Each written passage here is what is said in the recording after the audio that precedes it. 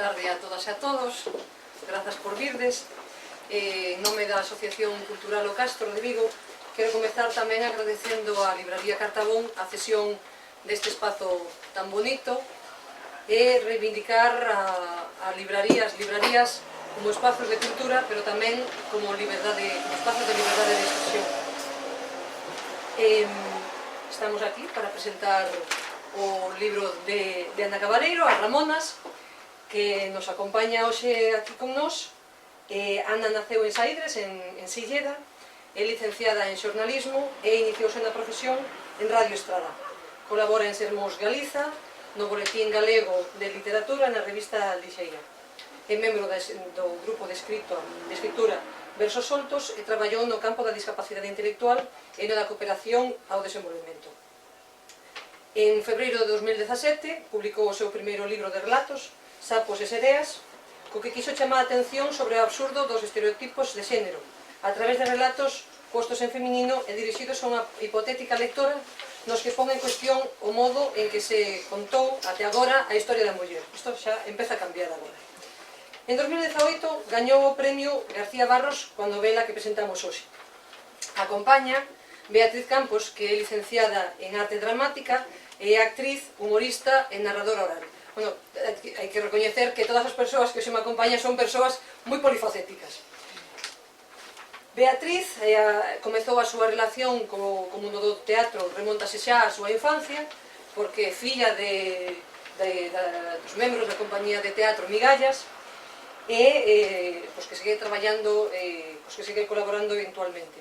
Compaxina o traballo na súa propia compañía Triateros, co seu traballo de narradora e presentadora en Calandraca TV, e coa actividade formativa coa impartición de cursos de narración oral, clases a grupos de teatro aficionado e cursos de expresión oral e narración para o profesorado. Ten diversos espectáculos, un deles para bebés, e colaborou como humorista en programas da TVG como Land Rover ou Na Nosa Nube e como actriz en series como Serra Moura. Temos tamén a Carlos Lema, en representación da editorial, de Galaxia. Ele foi director de publicacións en Sotelo Blanco de Edicións entre 1989 e 2001 e dende 2002, como digo, é director de edicións na editorial Galaxia. É membro do Consello de Redacción da revista Grial e coa escritora e profesora Beatriz Fraga creou Euseino Editores e forma parte como fundador e presidente do padroado da Fundación Euseino. E sen máis, cedolle a palabra e despois intentaremos crear debate alrededor do libro, se vos parece, entón abriremos unha quenda de intervencións e sen máis, cedolle xa a palabra a Carlos. Moitas gracias.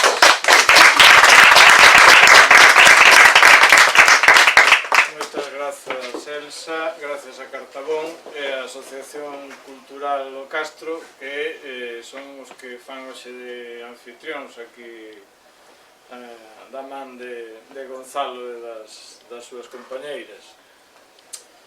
Eu veño un pouco así sin folgos e ca cabeza un pouco fora de sitio porque perdín a carteira, estábamos tomando un café no Rosa Negra aquí Ana Cabaleiro e Mariseo, cando fun pagar non puiden pagar, menos mal que ali me coñecen e me fían. Total que veño un pouco a ver se consigo recuperar os folgos e me centro un pouquiño na presentación de hoxe. Hai unha cousa que, así para empezar un pouco con unha pequena anécdota, que me resultou curioso cando antes de vir aquí, hoxe pola mañá, outro día, semana pasada, que tamén mirei un pouco, vin que a nosa presentadora Elsa Quintas é autora dunha biografía de Placeres Castellanos, que é unha mestra, enfermeira, despois no exilio despois da Guerra Civil, que estive en Francia, colaborou coa Resistencia, unha muller singular. Teño que confesar que non lín a biografía, pero lereina. E hai nesa biografía desta muller unha cousa que é a súa orixe. É filla de solteira, e non sei se é azar ou isto é unha cuestión da autora, porque as autoras teñen certos poderes que ás veces se nos escapa aos mortais que lemos os seus libros, a nai de Placeres Castellanos chamábase Ramona. E digo isto porque non sei se todos os que estades aquí, todos os que estades aquí lestes a novela, pero a novela As Ramonas, como di o título, caracterízase porque gran parte dos personaxes femeninos da novela se chaman Ramona. Entón, resultoume curioso, non sei se Ana Cabaleiro xa o traía premeditadamente estudiado este asunto, a coincidencia entre a nai de Placeres Castellanos e as protagonistas da novela. En fin, é simplemente unha coincidencia, me imagino, pero bueno, as novelas ás veces están feitas de coincidencias, e esta é unha novela protagonizada por Ramonas que se desenvolve fundamentalmente, principalmente no interior de Coches, nunha zona moi concreta, aí alrededor de Silleda, Estrada, por aí, e conta a historia dunha muller que fai fotos en bodas. E con isto xa vos fago unha introducción clarísima. Pero quería falar de tres cousas nada máis, porque despois xa está Beatriz e logo a autora. Intentarei sintetizar de tres cousiñas. Unha, o que é a lectura inmediata; outra, o que é unha ficción, se é auténtica ou ficticia; e unha terceira, a idea que eu creo que cando acabedes a novela a ides percibir, é a idea de que na contemporaneidade a arte, tamén a novela, e a novela é un paradigma neste sentido, é para todos e para todas. A lectura inmediata, que é a lectura inmediata? Normalmente cando nos poñemos a ler unha novela, o que se adoita pensar é na diversión. Normalmente se lee unha novela para pasalo ben, para entreterse, para divertirse, non? Pero esa diversión, non sei por qué, hai un certa teima en asociala con eso, con inmediatez, bueno, a primeira impresión que temos é a que vale, tampouco nos vamos a complicar a vida, é unha novela, unha ficción, lémola, acabámola e se acabou, non lle damos máis voltas, non? Eso sería unha lectura inmediata.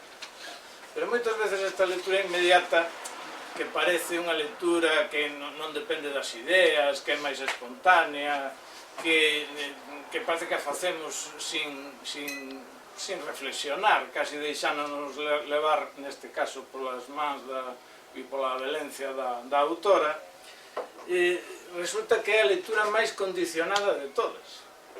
Non é tan espontánea, non prescinde das ideas, non prescinde dos conceptos, sino todo o contrario, depende máis deles. Porque cando un lee así, se deixa levar polas ideas preconcebidas, polos conceptos asimilados, é dicir, que se deixa levar.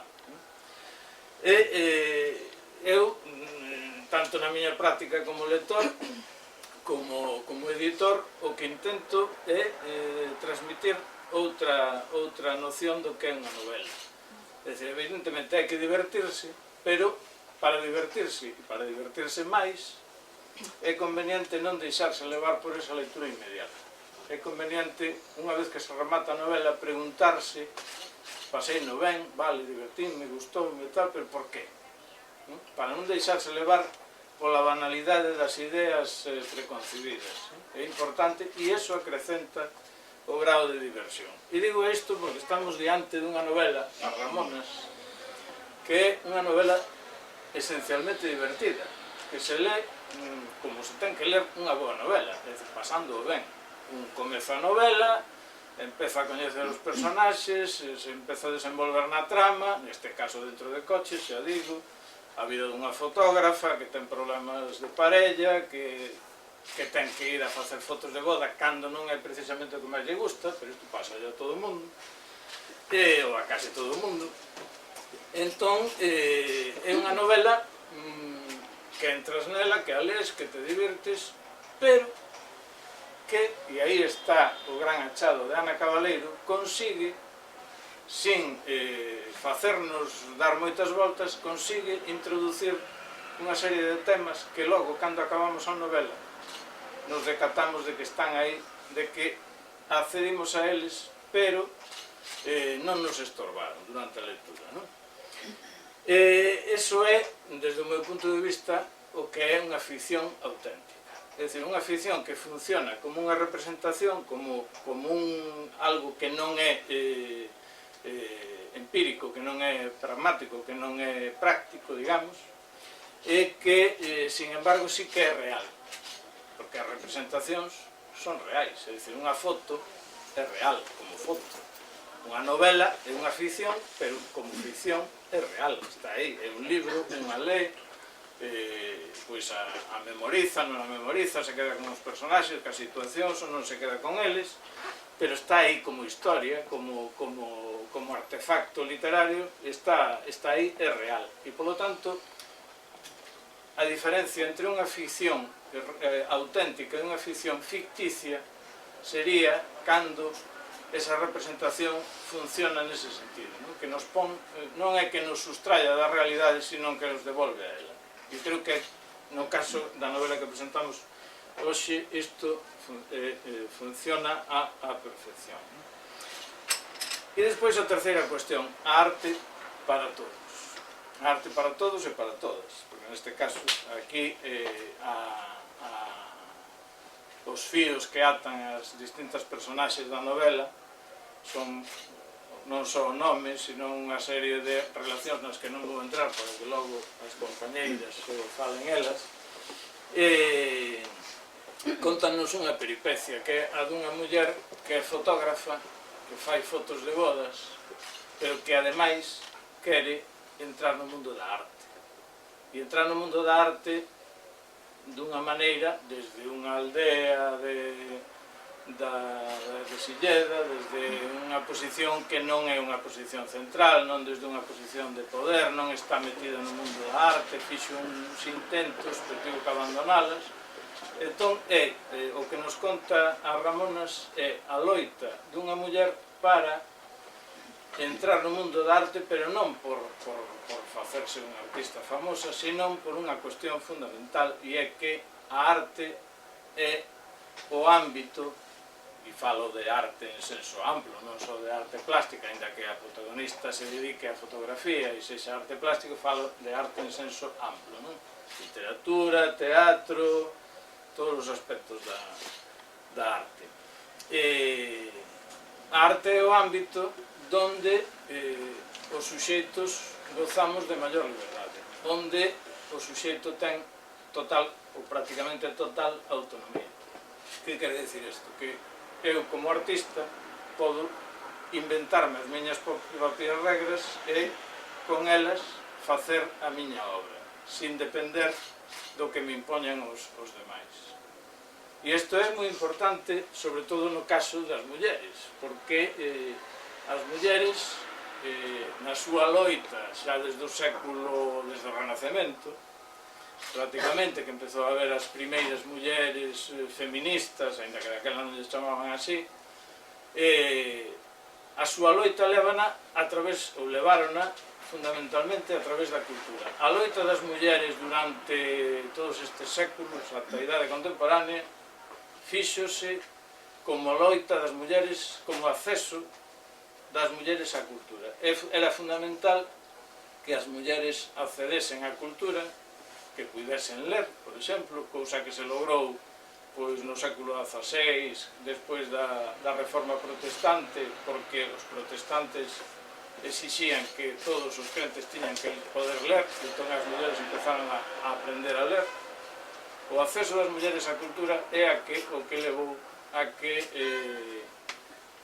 a liberación das mulleres progresase. E entón é moi importante o mundo da arte. E por iso, nesta novela, hai unha muller que quere acceder ao mundo da arte para poder ser libre. Esa é a historia que nos conta esta novela, e a novela é un xénero que ademais permite moi ben isto, e xa remato, porque é un xénero universal, no sentido non de que se lea en todo o mundo, que tamén, a través da traducción, e non no sentido de que sexa un xénero que prácticamente en todo o mundo existe, non, sino no sentido de que é un tipo de arte ao que accede a generalidade da xente e que se dirixe a todo o mundo. non é unha arte que teña unha recepción moi concreta, senón que a vocación da novela é dirixirse a todo o mundo. Por iso, a novela é unha arte universal, unha arte para todos e para todas. E a novela que presentamos hoxe creo que é un exemplo disto. É un exemplo de como unha muller consigue liberarse a través da arte e como unha escritora consigue amosarnos, sin estas palabras que estou dicindo eu, senón de outra maneira, máis eficaz, máis indirecta, pero máis eficaz, a través dunha representación, a través dunha ficción que é verdadeira, consigue amosarnos como se pode conquistar a liberdade sendo unha muller. E aquí remato logo, se iso podemos falar máis destas cuestións, se vos apetece. Moitas gracias.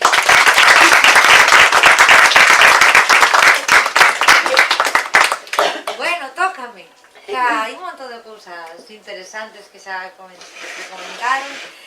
Pero bueno, eu quería, para poder falar da novela, quería falar primeiro de Ana Cabaleiro, porque resulta que eu non a coñecía, Ana, verdade? Non. Un bo día, por cousas da vida, eu fago moitas cousas diversas, non? E tamén, pois, de vez en cando presento galas, non? Entón coincidimos nunha reunión, non nos coñecíamos de nada, para organizar a gala Castelao que eu presentaba. Entón, non sei, todos vedes ben, hai un rapaz aí que non ve, non lle vin a cara, ese señor. E que claro, do teatro temos sempre a recepción unha cousa que nos obsesiona.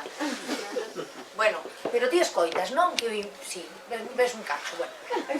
Pois resulta que, entón vou me poñer así un pouco para ver vos eu a todos e a todas. Ben, pois eu entrei ali a reunión, non?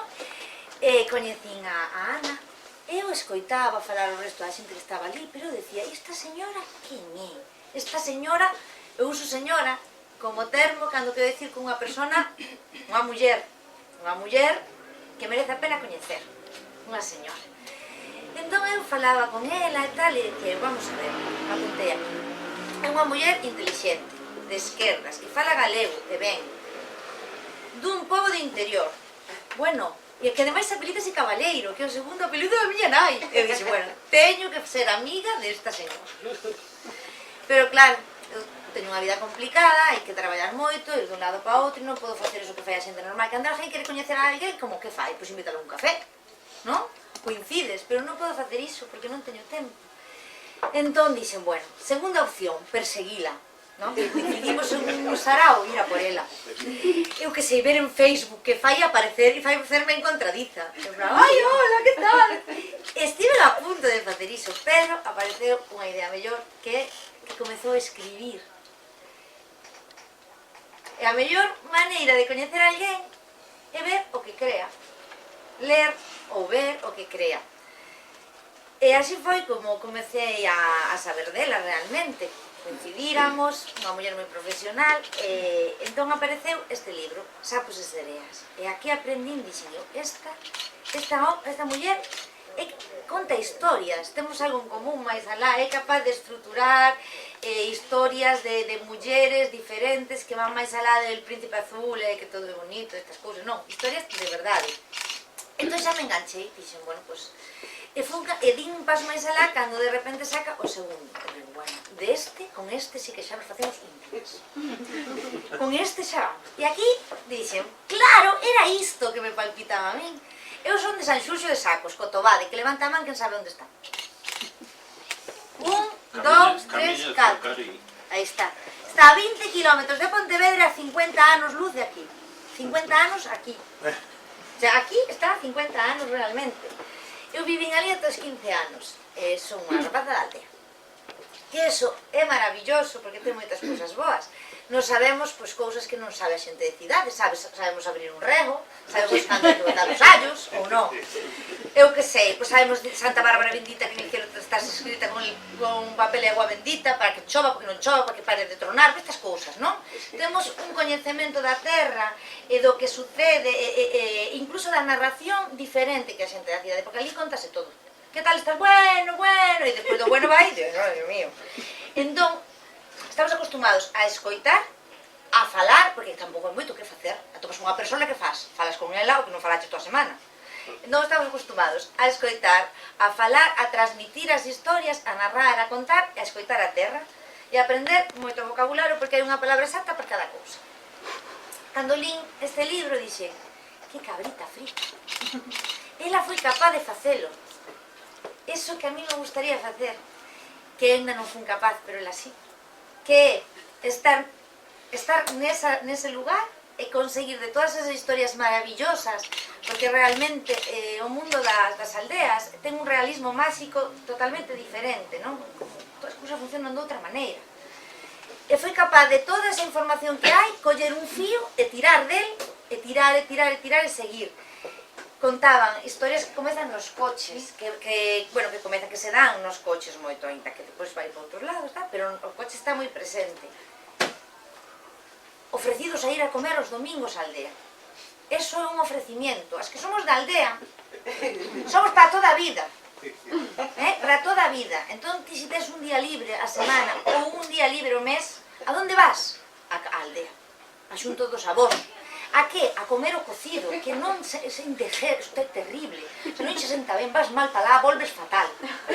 Pero vas a ir, por qué? Porque é imposible que rompas con esa raíz que é moi profunda e que te leva e que te mantén e que fai que ti fagas as cousas dunha maneira ou outra, porque está aí, porque ti eres eso.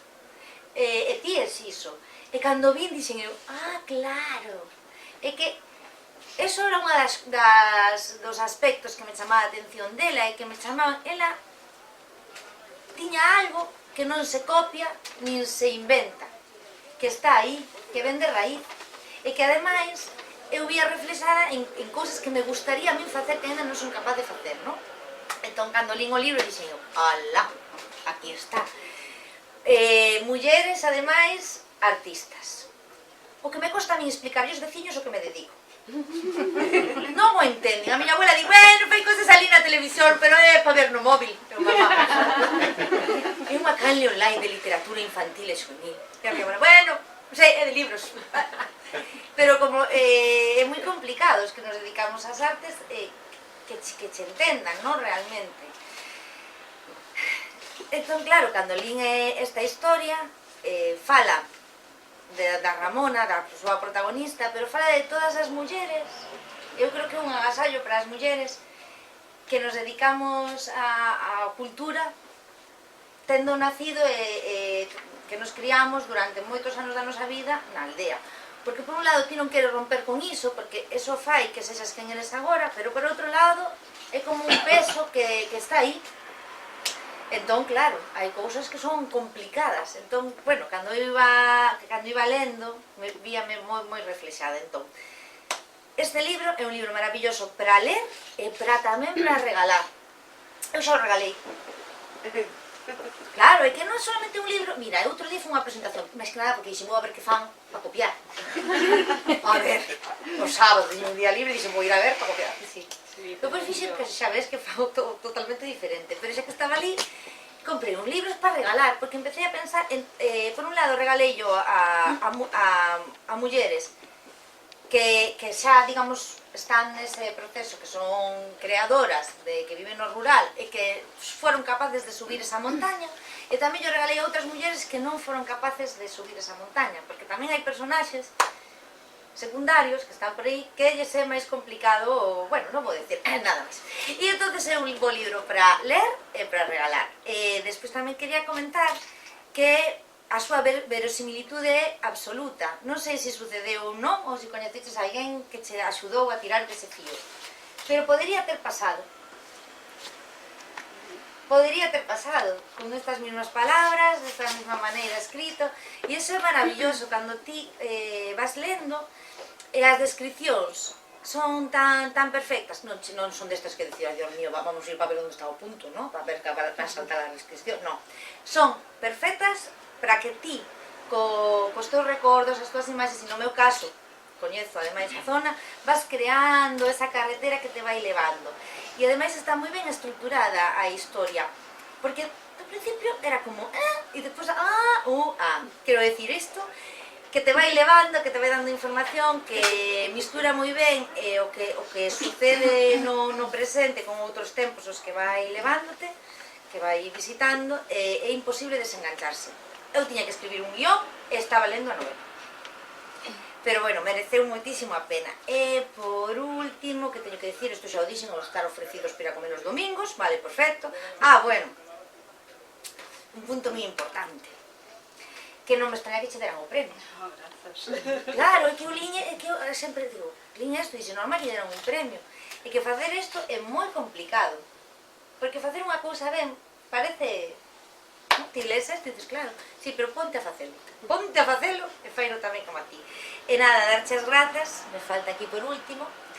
Grazas por facelo, por escribilo, por facelo ben, e por falar tamén do mundo da aldea que ten ese sabor agridulce de que sí que ten as súas cousas boas e outras que son máis complicadas de levar, pero que ti fuches capaz de dende ali coller esas raíces e facer unha fermosa árbore. Así que, xa sabedes, para ler e para regalar.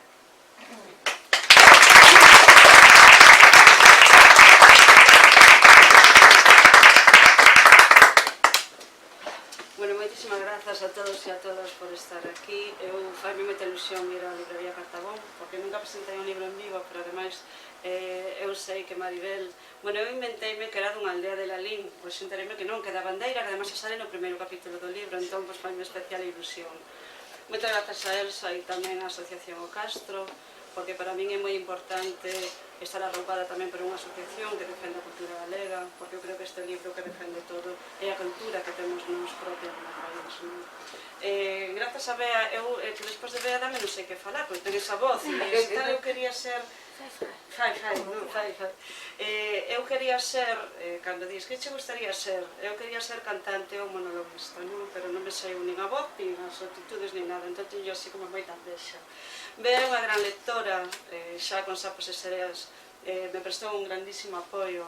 Non me persigueu no Facebook, pero ela salía publicitándome o libro, non? Entón eu, bueno, sei que é unha gran lectora, ela sempre fala, bueno, do que eu a coñezo, non? Nos coñecemos de traballo e falamos de teatro e de organizar galas e de cousas do día a día, non? Pero despois tamén falamos bastante de literatura e a veces incluso falamos mal, non? Sí. É así. E grazas tamén ao meu editor, a Carlos, que coincidimos moi pouco nas presentacións. É a segunda. Premio terceiro. E a mí encántame escoitar como fala el da novela, porque me parece que é unha novela exquisita e maravillosa que non sei como escribiu, non? É genial, non? Entón, estou moi agradecido tamén pola novela. Eu quería empezar, casi sempre falo do rural e dos coches nas presentacións. Eu realmente, cando pensei esta novela, o que quería falar era de arte. É unha cosa moi curiosa, depois quedou así como máis relegada. A miña idea era facer unha novela nunha muller da aldea que quería perseguir un soño e quería ser, bueno, pues triunfar no mundo internacional da arte, que así a priori parece que é algo que non é o máis doado e que non é o máis común. Hoxe está sendo Arco, é o segundo día de Arco, a Feira Internacional que hai en Madrid, que tamén ten relación ca novela, pero claro, non vos podo contar nada porque xa ven máis así cara ao final. E entón eu son moi aficionada á arte contemporánea, non entendo nada, pero me encanta mirala, e os últimos anos fui a Arco, estes son 4 últimos anos, este é o primeiro que estou así vendo as fotos en internet, estou dicindo, igual debería estar ali outra vez. E son moito de falar cos artistas e coas artistas e intentar saber que lles pasa por dentro para crear esas obras, non? Porque a maioría das obras contemporáneas, se non sabes moito dos procesos, resultan incomprensibles e incluso ás veces se dá unha certa, bueno, non sei como dicilo, con un certo desprecio, pero ese é arte, non? Entón, tes que realmente é un arte moi analítico e onde os procesos tes que seguilos para poder coñecerlos. Entón, a mí non se me deu a oportunidade de estruturar toda unha historia onde esta muller, que é a protagonista, ten que estudar toda a súa contorna para conseguir facer arte. Entón, ten que, nun mundo tan uniforme e nun mundo tan globalizado como é o que temos, onde triunfan nos medios de comunicación e na cultura de masas toda unha liña que é máis ou menos igual, como ela é capaz ao longo de todo o libro, ao longo de toda a historia, ir analizando toda a singularidade que temos nós como povo, que temos como cultura, e sacar de aí algo que despois lle permita competir. Non vou dicir triunfar ou non, porque eso non se sabe ben se triunfa ou non, nos queda aí para o final, despois tamén falaremos dese final controvertido, que cada un ten o final que lle parece. E sí que ela intenta competir nun mundo globalizado e nun mundo bastante elitista que é o do arte, así nun mundo moi especial, tirando do que ten a man, tirando da sensibilidade que ela ten para ver a paisaxe, que ten para ver as súas propias costumes. Ten unha certa tensión que ela verbaliza nun momento, pero que ademais se ve en todo o momento, en todo o libro, que esa tensión entre o concepto de periferia e o concepto de centro, non? Que é o centro e que é a periferia, quen define o que está no centro e o que está na periferia. Entón é esa posición que ela lle molesta de por que o que está na súa aldea non é realmente o que merece estar no centro. Entón ela traballa moito e a mí me gusta seguir, foi unha das cousas que máis me diverteu cando escribín, porque a verdad me divirto bastante escribindo e de feito cando abandono os proxectos me falta parte de diversión. E me divertí bastante ca mirada dese personaxe, con esa mirada que vai ela, digamos, proxectando sobre feitos históricos e sobre contornas e sobre paisaxes para intentar encaixalos nese contexto máis uniforme. E como ao mesmo tempo, de unha maneira máis sutil, ela polexe por poñer en valor as cousas que non son propias como país. Entón, aí a singularidade deste libro, que todo o mundo, por principio de feito, empezou sendo o libro da BlaBlaCar, que era unha cousa que non me acababa de encaixar, e iso xa se di na contracapa, a protagonista perde os puntos do carnet de conducir non contra o alcohol. Ten unha relación co alcohol bastante simpática tamén. Eso está moi ben. Eso está moi ben porque o artisteo Claro. hai que sobrevivir como se Eu como pode. profesional do asunto digo que eso tamén é moi verosímil, sí, claro, claro. Bueno, non mundo, pero Sí, sí, sí. Entón, o tema do coche me permitiu tamén facerlle unha homenaxe a un lugar que eu lle digo que é un lugar común e representativo do noso país, que no meu caso eu puxen toda a acción entre unha persoa que se ten que desplazar entre unha aldea que é Saídres, en Silleda e Compostela, que me resulta moi doado porque vivo en Compostela, a miña aldea está en Saídres, non? Entón se vai desplazando por toda esa zona de Silleda, Estrada, Lalín e toda a Nacional 555, pero calquera que lea este libro ten a súa propia nacional ou a súa propia comarcal ou a súa... tú era unha comarcal, non? Sí. Ou a súa propia o que sexa, non? Porque é moi difícil topar... Bueno, agora mellor con 20 anos sí, pero xeracións dos 40 para arriba que non teñan unha raíz no rural e que non se vexan identificados con esta vida que leva esta persoa e ademais como no rural dependemos dos vehículos, é dicir, como dependemos das comunicacións e o que agora se chama BlaBlaCar antes era nas aldeas, ti mirabas que iba para traballar ás 10 e ti aproveitabas para ir e que te levaran o que onde fora, o médico, a feira ou o que fora, non? Entón, eses traxectos compartidos que agora parece que se descubriron en novas fórmulas, pois no rural xa existían de antes, non? E siguen existindo. É verdade que cambiaron moitísimas cousas, cando eu lembro o primeiro coche que se comprou na miña casa e agora hai na nosa familia, por exemplo, tantos coches como persoas maiores de idade. Entón, todo o espazo que os vehículos, os coches en concreto, ocupan na nosa vida, como dependemos deles, como se perde o carnet de conducir, case non has levado unha vida normalizada, tens que ir a traballar, se tes un traballo que depende de diferentes lugares, como esta persoa que vai a facer bodas onde a chaman, como se ten que buscar a vida para trasladarse, non? Entón, ese é como un traballo maior, ese é como unha loita maiores. Non é un eixo principal da historia, pero sí que é verdade que dun xeito esencial ten bastante importancia e nos permite ir percorrendo, non vou dicir ir percorrendo o país, porque non percorre o país, pero dun xeito un pouco así simbólico, percorrendo diferentes situacións e diferentes contornos que nos vamos identificando con eles, non?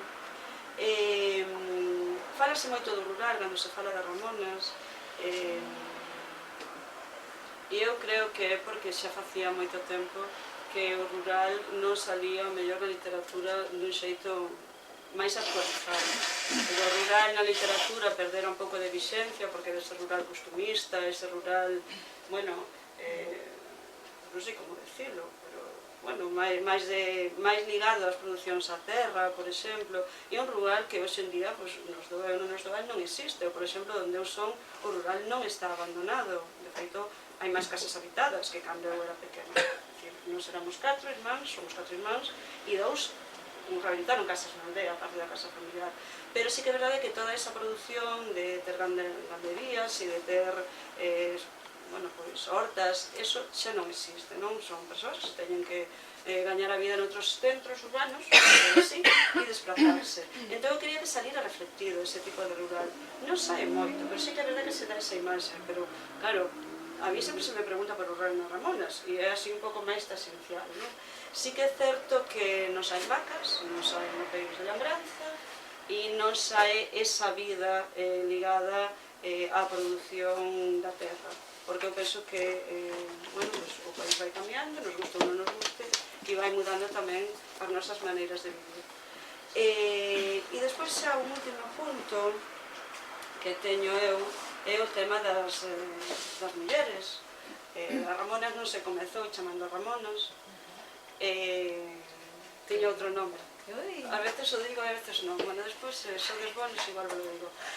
Tiña outro nome e cando estaba intentando encaixar toda a historia, decidín que quería que quedaran representados os roles comuns que temos as mulleres na sociedade actual, non? E que son mulleres, todas as da novela, mulleres moi lutadoras, con sortes moi diferentes, e que imos collendo todos os roles desde unha boa que un pouco a seduría e toda esa xeración que vende antes, que sofreu tanto, que ao mesmo tempo loitou moito, pero é conformista, é así unha ensalada un pouco particular, non? A das nosas aboas, non? Depois temos a nai, temos a protagonista, que é unha muller con moita autonomía, moi soñadora, moi lutadora, con moitos defectos, decisións moi cuestionables ás veces. Temos unha concelleira, que tamén ten un papel importante, e temos a mellor amiga, que neste caso é xornalista Amparo, que tamén é unha situación moi común, non? Que se ten que reinventar. Entón, digamos que tamén tamén xorde o tema da precariedade, o tema da provisionalidade que temos nos traballos. Entón, penso que Ramonas reflite un mundo totalmente actual, donde cada un de nós, cada quen de nós, pode meter a súa parte en particular. De feito, cando digo que imos a falar do final, a mí me sorprendeu moito ao principio, cando había, a xente me decía, non, Dios, despois de ler os Sapos e Sereas non pensei que Ramonas iba a ter final feliz. E cando outra persona che digo, é que non lle das posto final feliz aos libros, filla. Entón, claro, me resulta moi simpático, sempre digo que cando leades me digades, ainda que sexa polas redes sociais, por onde vexades, se ten final feliz ou non ten final feliz, porque vou facendo a miña enquisa particular. A xente vai mo dicindo, vou dicindo nas presentacións e a xente me vai contestando. E imos aí empatados, final feliz, final non feliz. Entón, eso me gusta moito, a mí particularmente como escritora, porque tamén como lectora me gusta moito que as historias deixen unha certa marxe para que a persoa que lé se pode facer a súa composición particular. Entón me gustou moito que non quedase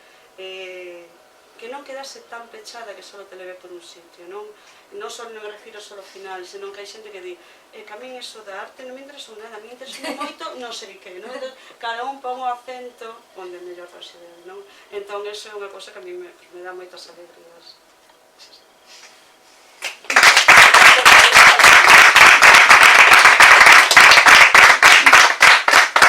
Agora, se vos parece, abrimos unha quenda onde queredes compartir algunha reflexión sobre o libro. Pois, é moi importante que non todos ao mesmo tempo, porque están ahora aí ella falando, opinando un pouco. Bueno, para romper o xeo, se non empezo eu. Porque eu sí que o lín, Pero non podes estripar. Non podo facer spoiler, evidentemente. Eu simplemente quería, porque agora prendeuseme aquí o piloto, o que falas da situación actual do rural. Eu sempre me reivindico demais aquí neste mesmo espazo, curiosamente, como unha persoa de parroquia, non? Hoxe tomaron unha vantaxe que dei totalmente desbancada. Parece que vou agora no tren correndo, non? Que eu tamén son do rural. Nada, mal, mal. Xa sabedes que sí, que me coñece, xa sabe que ademais son daqui dunha parroquia, daqui do lado, do Valmiñor, en fin. Ben, eu, ao fío do que dices agora da situación do rural, do que é un rural que nada ten que ver co dos anos 60, nin dos 70, nin dos anos 80, que foi o rural que despois eu vivín. Chamoume moita atención o comentario, a sorpresa que lle suscita, vou falar dun personaxe e despois, pois, cada un saberá. Antón Piñeiro percorre varios kilómetros e di, e non hai vacas. É unha sensación que teño eu cando percorremos o país de cabo a rabo e chegamos ao mellor pois a Terra Chá e sorprende unha paisaxe agraria e por fin aparecen vacas. E digo por fin porque éramos o país das 1001 vacas, non? Un millón de vacas. E de repente, pois o mellor reduciuse ás case 1000 vacas. Bueno, vou evitar falar así de que me sai aí a hidra que levo dentro cando se fala dese tema da gandería. Eu sou filla de gandeira, miña nai era gandeira. Na miña parroquia, ademais, era moi curioso, porque todas as titulares de explotación eran as mulleres. Os homens traballaban todos na construcción ou tiñan un taller ou algo así similar. E as mulleres asumían. De feito, cando eu era moi pequena, as mulleres fixeron unha especie de grupo e foron todas a sacar o carné do perro. Primeiro o tratar, despois de conducir todas xuntas. E a sacaron todas, despois moitas non conduciron, non? Pero, entón, miña nai manexaba un tractor, bueno, sabes, nos, cando eras pequeno, con 12 anos, conduces o tractor en llano, quero dicir, era unha vida moi ligada a todo o que era a estrutura agraria e gandeira. Eu, claro, Odeza sigue sendo un lugar moi gandeiro, donde hai grandísimas explotacións. Nos somos como 50 veciños, ou máis ou menos, en Saídres, e todas eran galerías. Agora quedan 4, moi potentes, vale, máis de 100 vacas cada un. E con todas as terras, que se colleron toda a parroquia para eles, porque as que, por exemplo, os pais, as terras que teñen, as ten meu cuñado que eran os gandeiros, non? Entón, digamos que esa estrutura de producción existe, pero cambiou, porque as políticas que se fixeron non promoveron promoveron outro tipo de cuestións, que foi a produción en masa, non? E a produción moi competitiva con os parámetros de mercado que existían naquele momento, que era a compra de cotas, que era a produción a gran escala, e era inundar o mercado de produto. Eu falo de leite porque é o que coñezo, non? Eso todo caíu, agora hai outros modelos de máis de ter a terra productiva, cosas máis pequenas, máis productivas de outra maneira. Eu teño, por exemplo, eu sempre comento, non? Que na parroquia do lado teño un amigo que é enxeñeiro agrónomo, que viveu aquí toda a vida, desde que tiña traballando en consultoría aquí, en Vigo, e cando se foi todo, bueno, na crise, que se foi todo tacho, el se tivo que alimentar e montou, se volveu para a aldea e montou unha produción de queixos moi famosa, que conoces de Muar, con un diseño espectacular, que anda nas feiras internacionais ganando medallas de ouro, os mellores premios de non sei onde, porque tiña eses coñecementos, tiña ese patrimonio, porque os pais tiñan unha gandería, que cando se xubilaron a colleu e o rebentou. Entón, a mí non me gusta nada a imaxe do rural, aínda que se perdera esa produción, non quere decir que o rural este todo abandonado. Eu creo que hai uns discursos uniformes, porque eu me meto moito con a uniformidade, hai uns discursos moi uniformes de que todo se va al garete e de que todo está abandonado e que deben la actriz de non sei onde, esta rubia que agora non sale o nome, e que vai a comprar unha aldea non sei que, non sei, non, era unha empresa, bueno, e que compra unha aldea e sale non sei en cantos medios. Entón, a mí non me gusta esa estética do abandono que se vende moitas veces públicamente. Eu xogo con a estética do abandono, que a verdade que é a das vías do tren, porque eu incido moito nas comunicacións, porque ademais me parece unha estética fermosa. As vías do tren abandonados é unha estética de cadencia, pero é fermosa, non? Pero non o abandono do rural en sí, porque o abandono efectivamente existe, aquel rural que este menos comunicado cos centros urbanos e onde hai hospitais, vai quedar máis abandonado e é o que se está vendo, e outros lugares, como por exemplo onde vivo eu, que está a media hora do clínico de Santiago e a 5 minutos de Silleda e a desde Lalín, pois non vai a quedar abandonado porque a xente se reinventa e vai a traballar noutras cousas, non? Entón, sí que é verdade que ese tema, todas as reportaxes que ves nos medios de comunicación inciden moitísimo no abandono e que xa non se produce. Entón, a mí me molesta, eu confeso que a mí particularmente me molesta porque eu me sinto moi rural e que eu elixín conscientemente non vivir no rural, a mí non me gusta como modo de vida, non me gusta vivir no rural, pero sí que defendo que a xente que quere seguir vivan con dignidade, teñamos servizos con dignidade que lle corresponden, pero despois esa estética que se vende, esa imaxe da decadencia e do abandono, pero abandono non me refiro só ás casas abandonadas, non? Que se perden esos valores da produción, eu creo que hai outros valores, como por exemplo son, para mí o rural, a importancia está no valor da comunidade, que tamén existe moito nos barrios de antes, pequenos, tamén hai moito valor de comunidade, ese sentido de comunidade, de axudarse cando hai un problema e de fastidiarse. Nas comunidades temos de todo, non? Entón, eu creo que o rural persiste e ten agora outra imaxe e está cambiando, pero está cambiando os tempos, non? Entón, non está moi desenvolvido a novela, porque é unha novela, non é un ensaio, non? Entón, non... Pero sí que está un pouquiño metido, é dicir, un rural actualizado, que ten redes sociais, que ten conexións, que ten comunicacións boas, salvando o tema do tren, que é moi simpático, non? Porque eu pertenzo a unha aldea onde pasa o tren vello, que se non leva pasaxeiros, e por outro lado pasa, por un lado está da aldea, e por outro lado pasa o AVE, que non para, con lo cual vemos os trenes pasando e non nos valen para nada, non? Pero sí que é verdade que a partir de agora podes ir a coller o tren, que tampouco é... E hai outros lugares, o mellor do país, onde ese non vai ocorrer. Pero non me gusta uniformizar as visións, non? Entón, hai lugares rurais con moita produción, pasa que ese tipo de produción cambiou. Onde están as vacas en el cuñón? Todas estas, non, claro, pechas, non as vas a ver. Entón, esa idea de la gente que va al campo a ver vacas, claro, a mí me caixou moi ben aí nese señor, me caixou moi ben. Esa idea de... Pois que xa temos unha edade, xa mismamente, xa pasan varios novios pola vida de unha persona. E entonces, cando vas a levar o novio que toca en esa época, o amigo, que non dices ainda que é teu novio, porque non o tienes tú ni claro, e él tampouco, ainda non falaste. Entonces vas con el amigo de turno, claro, e o domingo tens que ir á aldea, é algo como, no, es Rosa Sesión, entonces tens que ir porque, claro, estás con outro que estive hecho sábado. Entonces tens que levar ao amigo a aldea, entonces empieza el... que como se o levaras a unha visita en plan, non sei, Tucán Expresa, es en plan exótico, non? Eso ahora me digo un pouco de aldea, a mí eso me pasa. Xa tenías como de aldea? A mí eso nunca me pasou. Es casi tienen que inventar un pouco, Eu non coñezo... Deixaba che o junto pasado, muller.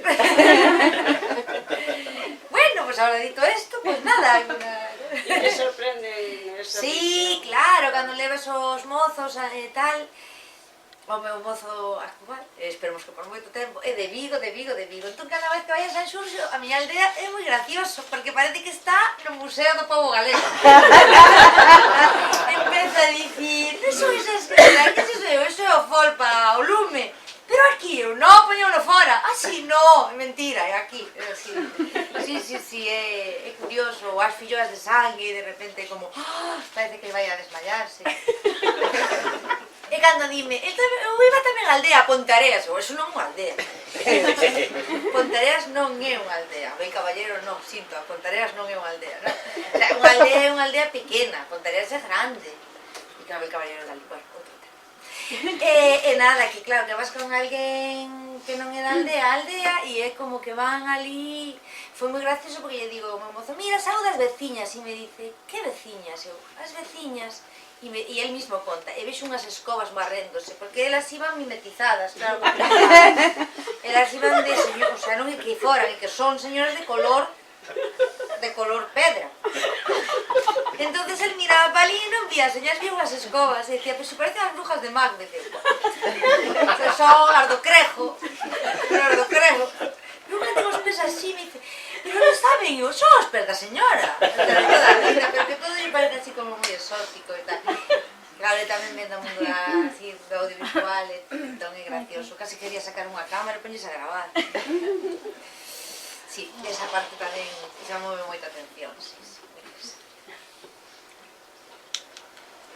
Pero falando do mundo audiovisual e das distintas ideas da aldea, a novela desenvolves en coches, pero non é unha road movie, porque, como dicía a autora, nas películas de estrada estas americanas, a xente atravesa a xeografía, atravesa os lugares no coche, pero vai desplazándose para ir a algún sitio. Aquí non pasa iso, se desplazan para ir a un sitio, pero van no coche e van falando entre elas, fundamentalmente son mulleres.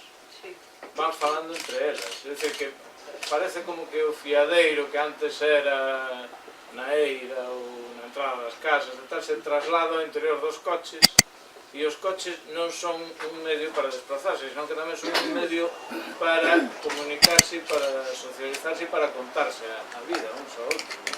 Todo isto é curioso e efectivamente colle algo do rural de antes e o traslada, o transforma a unha realidade diferente, non? E hai outra cousa na novela que se fala menos dela, creo, a mí sorpréndeme un pouco, que é a cuestión da historia, da historiografía. Na novela, a arte, que é un pouco complicado falar deste tema sin desvelar nada, pero vou intentar. Hai unha injustiza histórica na novela que se vai resolver nela gracias precisamente a arte. E todo isto creo que é moi importante, polo que decía antes da liberdade, non? Como a través dunha representación artística o que non se consegue por outros medios, nin pola política, nin pola acción reivindicativa, nin nada, a través da arte se consegue facer xustiza coas injustizas do pasado. E iso é unha cuestión da novela que está moi ben tratada, porque non agobia, non aparece nun primeiro plano, senón que é unha cuestión que está un pouco de fondo, que ten que ver co tema das vías do tren, e de quen fixo esas vías, quen construiu ese tren, etc. etc. Entón, aí hai unha xustiza poética, no sentido positivo da palabra, que é conseguir, a través da literatura, facer xustiza coa historia. Pero eso, sin entrar en máis detalles, porque se non liches esa novela, vos revelaría cuestións importantes, creo que é unha cuestión importante para salientar. Poderíamos falar de Ramonas como unha novela comprometida ou é un tipo de compromiso diferente? Non é a novela política de antes, senón que é outro tipo de novela. Eu sí que a vexo comprometida porque, claro, o meu compromiso realmente é coa cultura propia, digamos. Quero dicir, a mí, bueno, non vou dicir que me moleste porque eu leo todo tipo de literatura, non? Pero, ainda falábamos antes, a veces nos refuxiamos moito en cuestións históricas e volvemos, bueno, hai moitas historias, non? Sobre todo na literatura que estou lendo últimamente en galego, que van como sempre moito para atrás e que sí que van, culturalmente van, pero eu quería algo moi actual e que estivese moi ligado ao noso tempo, pero tamén as particularidades que temos nos como país, a nosa orografía, os problemas de comunicación que temos, como son as nosas relacións sociais, porque aí tamén se ve un pouco certas, bueno, diferentes clases, ese tema de como unha persoa que nace no interior de Galiza loita por ter unha obra universal, non? Pero sin renunciar e sin ao contrario, non? Incluso facéndose máis forte na investigación do propio. Despois tamén, bueno, creo que iso se pode contar, a obra ca que traballa a protagonista derívase das vías do tren e das estacións do tren, por iso falaba desa estética tamén do abandono, e traballando esa parte, que foi unha parte de documentación importante que tiven que coller, eu topei moita fonte oral, que meu pai traballou nesa vía, por exemplo, non? E toda esa xeración tiñan recordos, aparte de que, bueno, hai máis recollas en libros de institucións dali da zona, ou a Casa do Patrón de Lalín, tamén editou un libro sobre os traballos na vía do tren, e entón, claro, iso me permitiu refletilo no libro con certo... É verdade que se tiña unha fonte oral e unha escrita, eu sempre escollía a oral, porque me parecía que era unha maneira de facelo pervivir. Entón, sí que hai un certo compromiso, polo menos eu intentei que se reflectira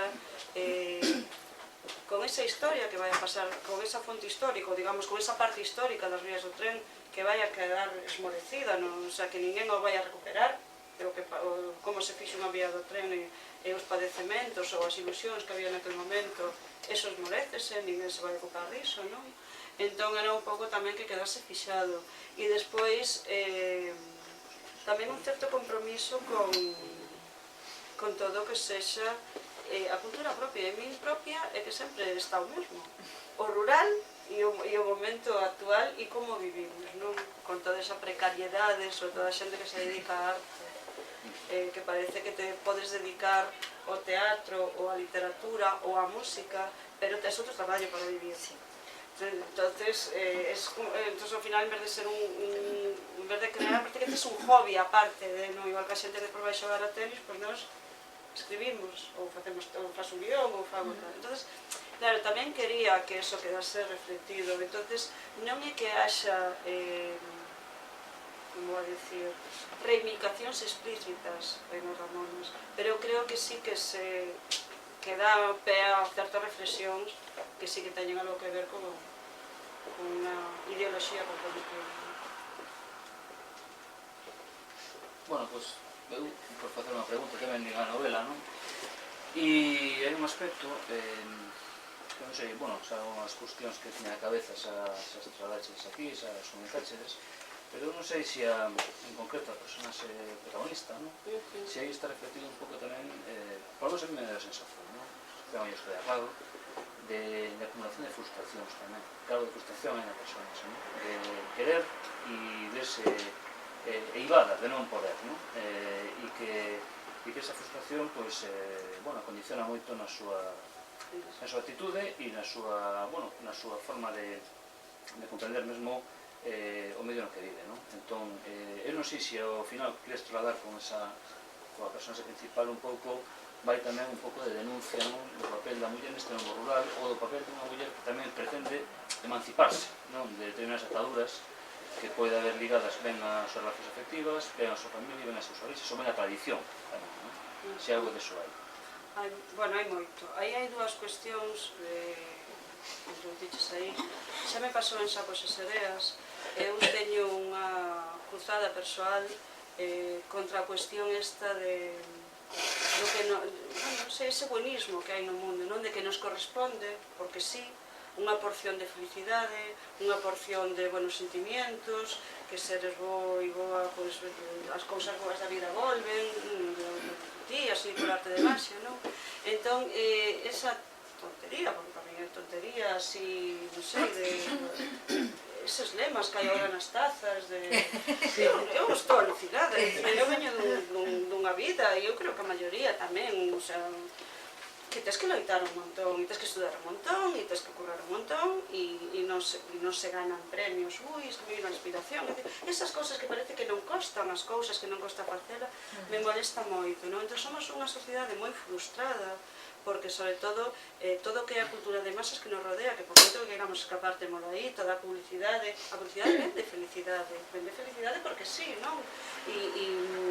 E todo ese, bueno, sobre todo falo de cine, non? Todo ese cinema comercial vende esa cuestión da felicidade, do final feliz, e parece que se sufre, pero se sufre porque vai ser que non comes a Entonces, claro, realmente despois está estudado.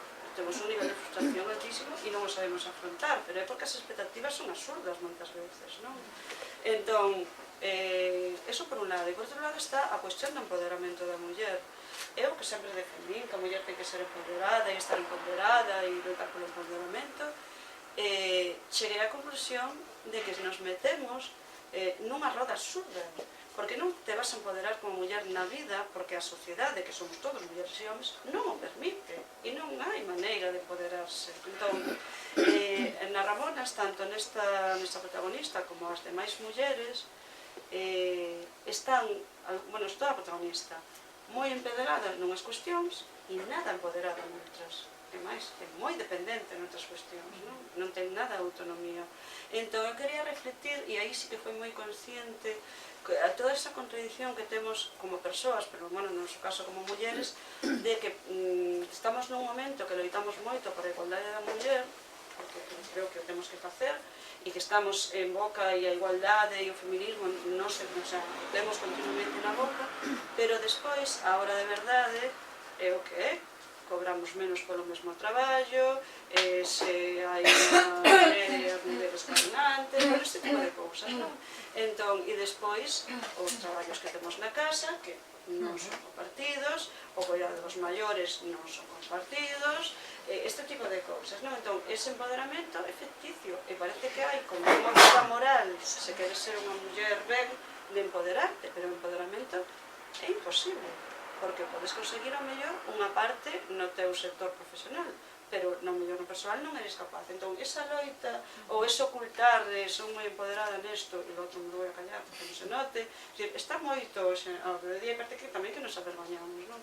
Entón, esa frustración, ese nivel de frustración que teñen todos os personaxes, prácticamente, menos a boa, pobre, que a boa Xa está en outra fase. efectivamente, todos ese, pero homes e mulleres, quero dicir, de Ramonas, ese nivel de frustración non podía ser de outra maneira. Eu creo que sería capaz de facer, non serías capaz de escribir a Ramonas se ese nivel de frustración non o tivesen todos os personaxes, todos e todas. Porque eu creo que reflite máis no caso da protagonista, como ti decías, pero reflite un gran problema que temos na sociedade. E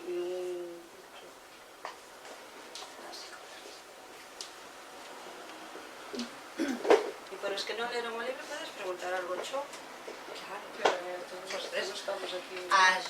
Aquí vin a 9:15. Que aí hai unha cousa importante que non tratamos, que é a cuestión do tema do amor na novela, que é moi importante. É outra paranoia que teño, claro. Porque a protagonista pois, ten problemas ca súa parella, e resulta que ademais dedícase a sacar fotos en bodas. Iso non é casual. Por que non é casual? Porque a sociedade moderna distínguese das anteriores en que o compromiso, o pacto social, a base do pacto social, que é o matrimonio, faise de maneira libre. Entón, ao ser unha novela no que as mulleres teñen un papel fundamental, é lógico que as relacións de parella e as relacións matrimoniais se poñen bastante en cuestión, ou moi en cuestión, e o tema das bodas, aínda que está aí como profesión, incluso non lle podes dar importancia, ten unha importancia considerable, creo eu. É unha importancia considerable porque hai un intento de, incluso, unha certa formulación do que hoxe en día, ainda que non me gusta a mí moita palabra, as feministas chaman sororidade, non? Porque hai eses fíos dos que falaba eu antes que se establecen entre as distintas mulleres das distintas xeracións. Parece que hai como un intento de formular, ainda que sea metafóricamente, un tipo de relación social que non estaría baseada na diferencia de sexos ou na relación entre sexos diferentes, non? Senón que sería unha sociedade de tipo que eu chamo afiliativo, non filiativo. É dicir, as relacións non se van establecer, non se establecerán en función de que ti sexas fillo meu ou filla miña e eu a túa nai ou o teu pai, senón que van ser por elección libre. E entón as mulleres da novela elixen, de outra maneira, ter unha relación que os coches parece que favorecen esa intimidade do ámbito pechado do coche, que parece que protexe tamén, favorece ese establecer unha relación libre, que no caso desta novela é entre mulleres. E iso é unha especie de alternativa a esas bodas ás que se ve condenada a protagonista a ir á forza todos os fins de semana, con moito sufrimento, e entón aí que ademais é moi bonito porque non é políticamente correcto. Non hai un dictum, non hai un deber de que ti como lector desta novela tes que percibir exactamente que eu critico esta situación, non, sino que se suxire a través da ficción. Entón é moi eficaz, para min é moi interesante, vamos, como lector. Non sei se os que lixe desa novela o percibides así. Eu non li a novela, entonces non podo falar de non podo falar de ela, pero sí que podo... Ai, fíjate. Sí, bueno, pero... Nada, moi sí. Pero sí que me vinieron moitos recordos cando falaba desta. Falaba desde a cuestión do transporte, o que significa o coche en determinadas aldeas, o transporte colectivo dese coche que vas collendo xente por camiños, e das mulleres, sobre todo das mulleres. E voy a falar de unha experiencia personal miña, non? por los anos 70 e tantos nos fuimos unos cuantos, todos eran de Vigo, todos e todas eran de Vigo, menos eu que viña de fora, non?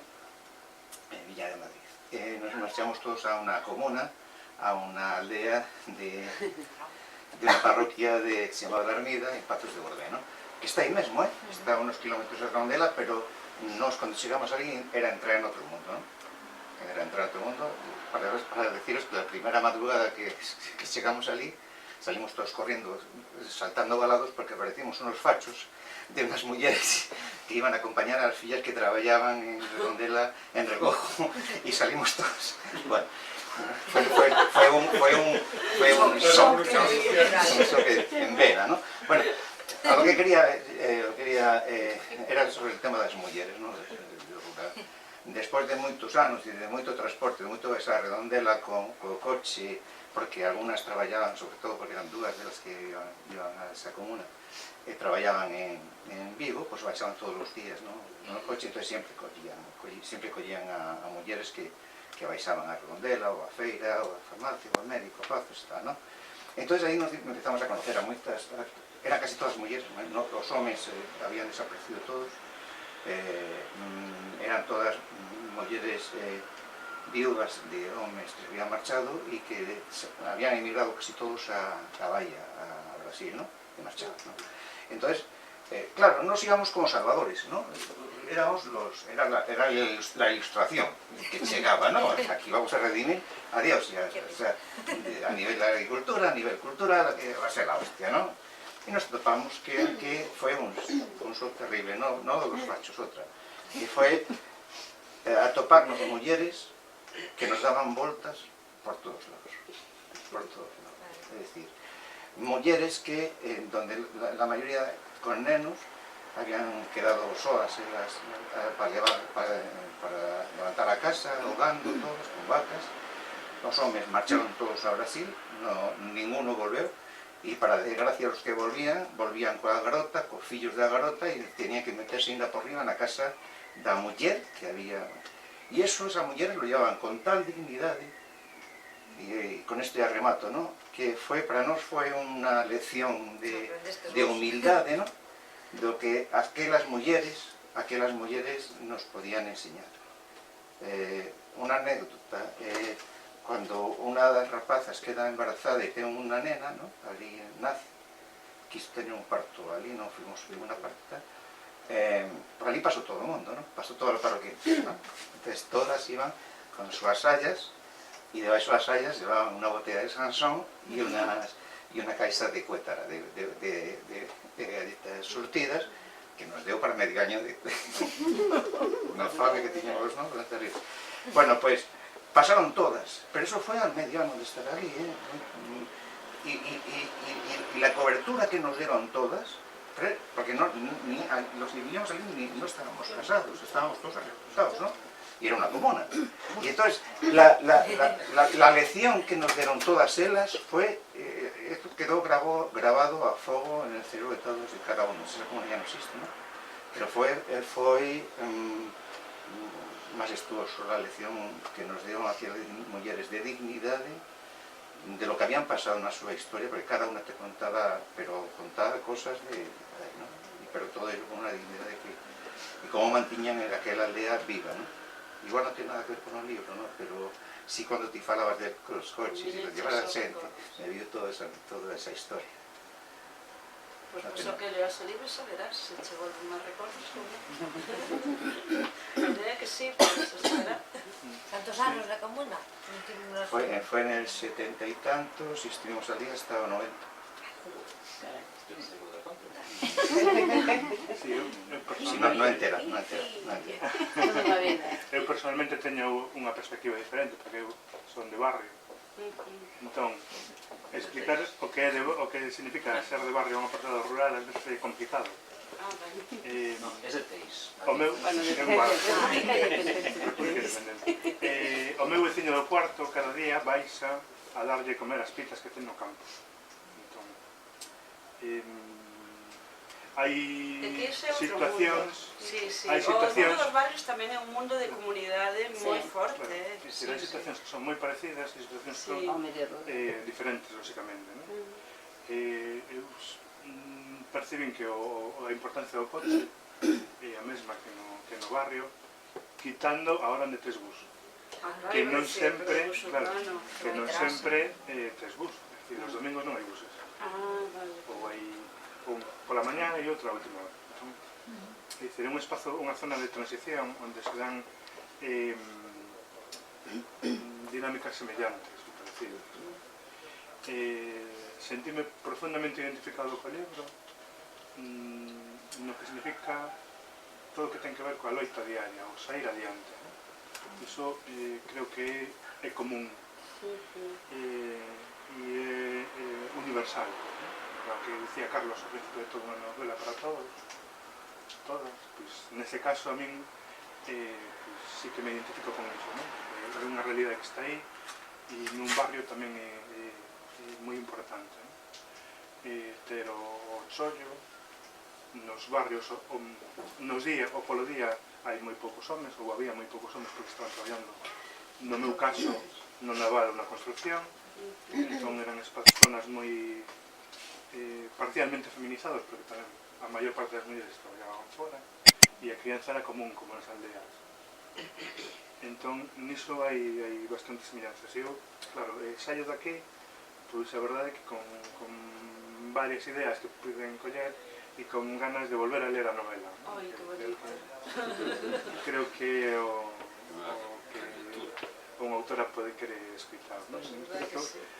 Creo que paga a pena lela dúas veces. Como as boas películas. Pois se me contarás se ten final feliz ou non. Ten un final como o da vida mesma. Moi ben, perfecto. Podemos llevar un aplauso.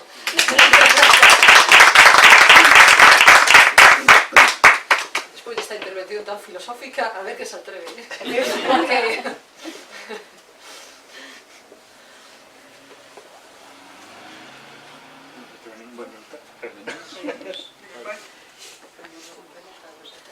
Pois damos entón por rematada a presentación. Moitas grazas por virdes. Reiteramos tamén o agradecemento á autora e ás persoas que acompañan a E editorial. animamos a todo o mundo a comprar o libro. Evidentemente. Para regalar. Moitas grazas.